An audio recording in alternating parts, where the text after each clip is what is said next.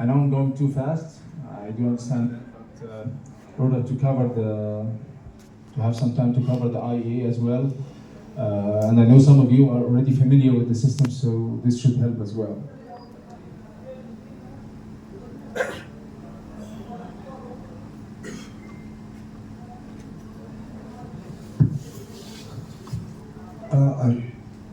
This question is actually not for you, but it's for us, especially NPS and the Minister of Environment.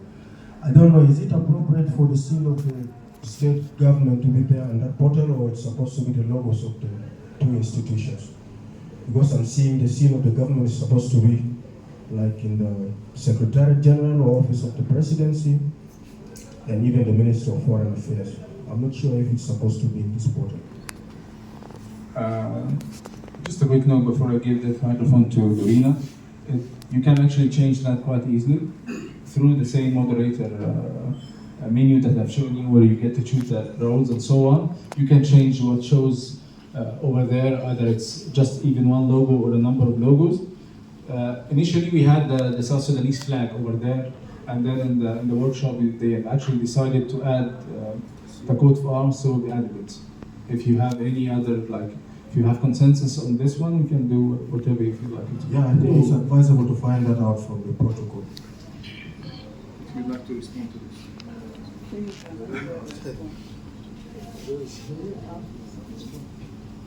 Yeah, to me, I think it depends on our decisions. It is because it is the portal of South Sudan, and we are to decide what we want to put there. So whatever we decide, we can just change.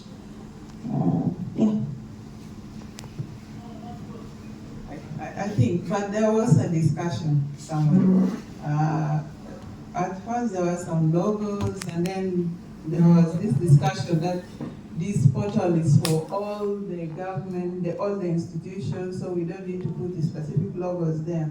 Then we said, okay, let's go with the flag. And then there were others who say, okay, let's go with the coat of arms. But this is something that we can take forward. It cannot be decided at our level.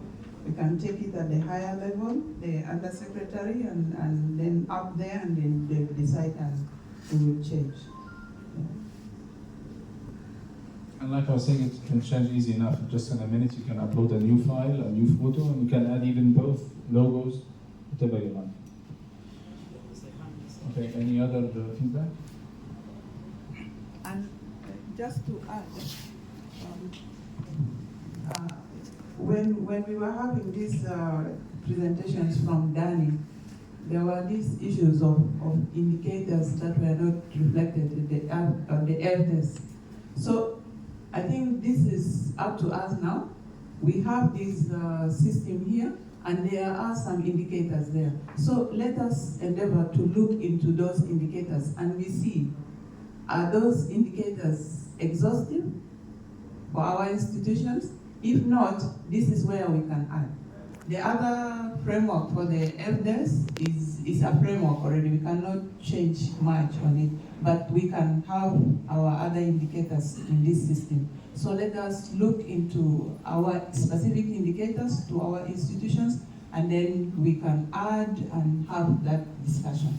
We are available in the country, and if there is need, we will still work together with CCCD, and we try to effect it in the system. So let us try to look into the system.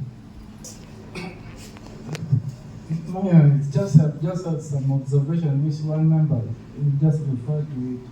With regard to naming of our local institutions, I don't know whether it corresponds with other regional, is that common, or each, for example, each country adapt what is actually within its country.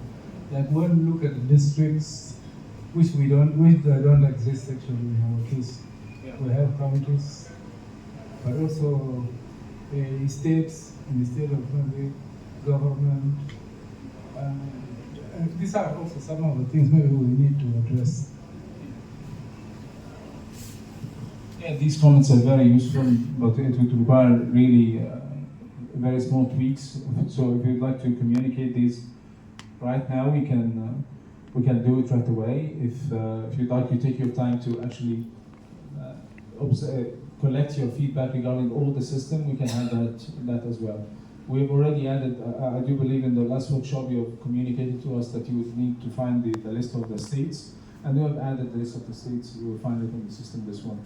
Like you've seen Senator Equatoria and so on and so forth. But it's of course appreciated if you'd like to send us these. I think even it is valid from this workshop.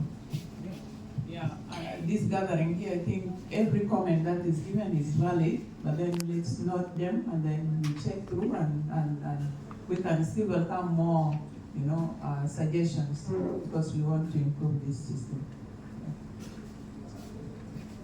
And for those who are not actually registered on the system, Idru did deliver me a list of the people, the list of participants for this one with their emails. So we'll be logging all those who are not already on the system. So perhaps by tonight you'll be able to access the system and have as many feedback as possible, and we'll be able to communicate that to us. Tomorrow we'll be present with you in the back as well.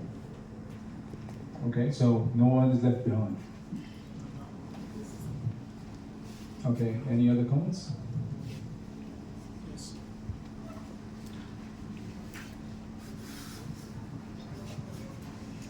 Yeah, thank you, Yusuf, for this elaborate presentation. Thank you.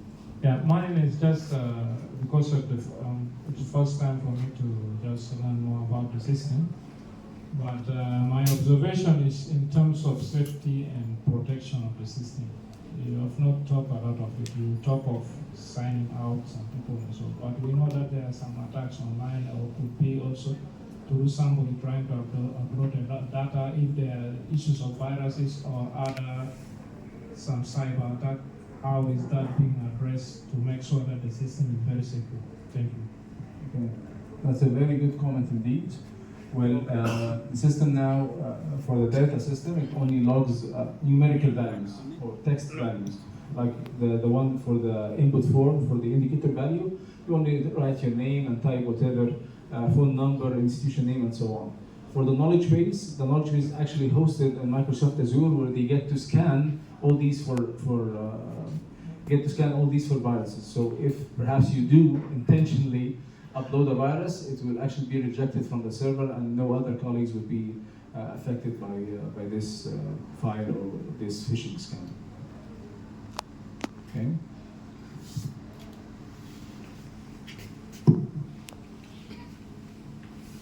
I just wanted to ask a simple question. Assuming we have more than billions of data, at what capacity will the system hold the data? Or sometimes maybe because we have different ministries and we have also maybe most data which is related to the environment, both internationally, stational, then under also other regions. So we wanted to see at what capacity will the system hold the data. Okay, thank you. Now, like I was saying, we're only for the database, for the indicators values database, we're only entering figures, so you can really add billions if you do have that sort of values. You can add as many as you like. I think we do have like 3 terabytes of data that you can fill. For the knowledge base, you can add the resources. Each resource does not exceed 20 gigabytes, which is rather sufficient for any of your data management needs. So perhaps the biggest of files would be perhaps photos, satellite imagery, and so on. I deal with satellite imagery. The largest I've seen does not exceed like 2 gigabytes or so. So you are really safe. But you can add as much as you would like. Microsoft Azure does not put any limitation on the size and beyond the 3 terabytes.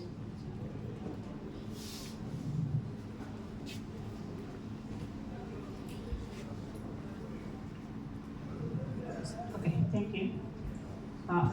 Uploading the data into the system, you have mentioned about the website. So the website is reflecting the data source or the website where I can access the data.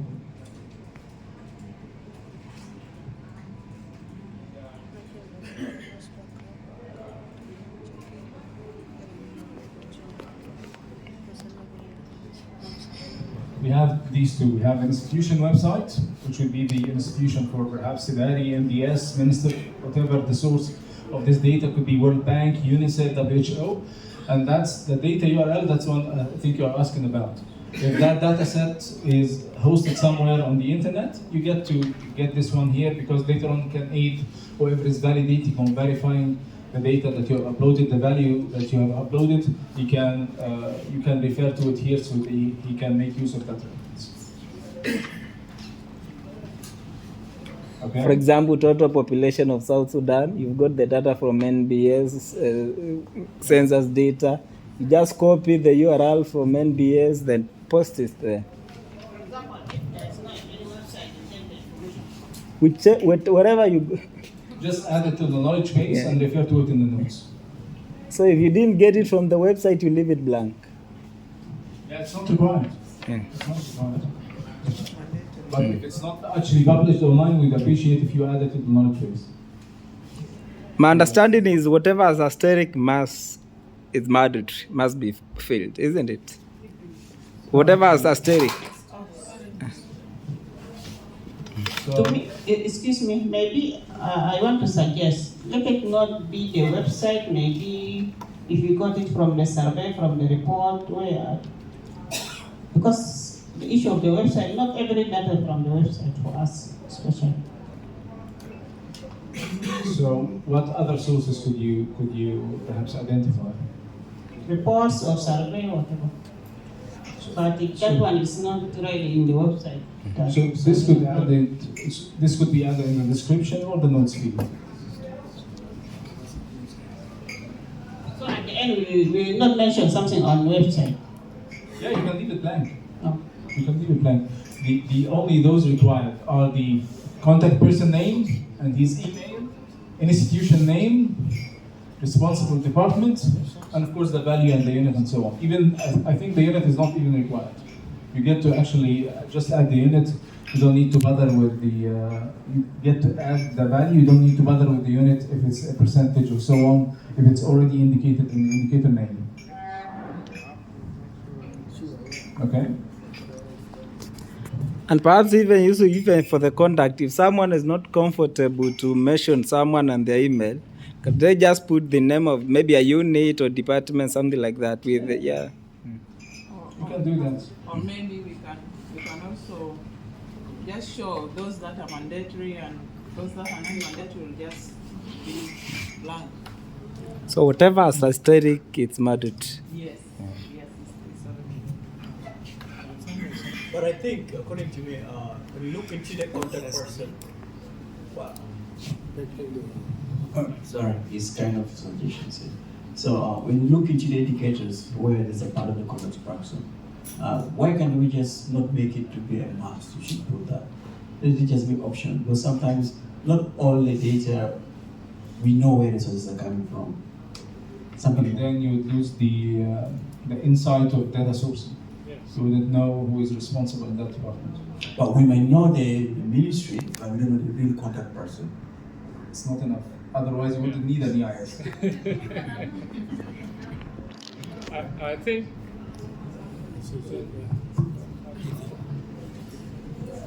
I think the issue of these data sources is very key for us to keep on tracking the source of data and also for referencing purposes.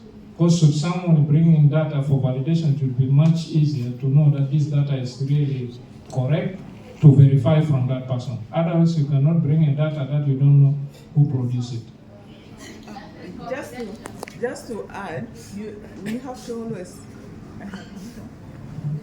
we have to always remember that the EIS hub is hosted by the Ministry of Environment, but we are not the custodians of the data there.